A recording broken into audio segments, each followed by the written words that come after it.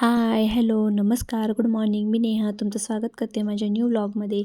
तर आज सकाळी सकाळी लवकर स्वयंपाक वगैरे आवरून झाला होता. एक साईडला मशीन चालू होतं, म्हटलं तोपर्यंत झाडू मारून घेऊया. मग मी मशीनमधून कपडे काढले आणि वरती आले. वर आल्यानंतर हे बापलेक झोपलेले होते, म्हटलं तोपर्यंत कपडे टाकून देऊया.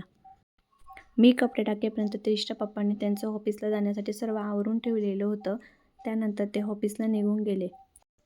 आणि आता त्रिश इतकी हट्टीपणा करायला लागली की तिला जी वस्तू पाहिजे असते ती पाहिजेच असते.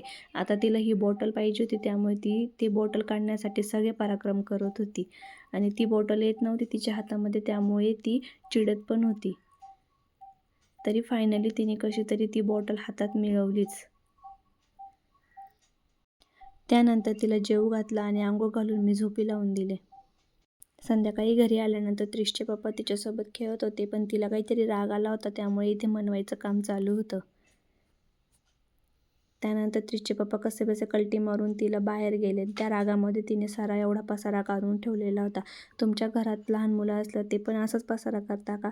मला कमेंट करून नक्की सांगा. तर असा गेला आजचा आमचा दिवस. हा व्लॉग तुम्हाला कसा वाटला नक्की कमेंट करून सांगा. लाईक, शेअर, सबस्क्राईब करायला विसरू नका. बाय, भेटूया नेक्स्ट व्लॉगमध्ये.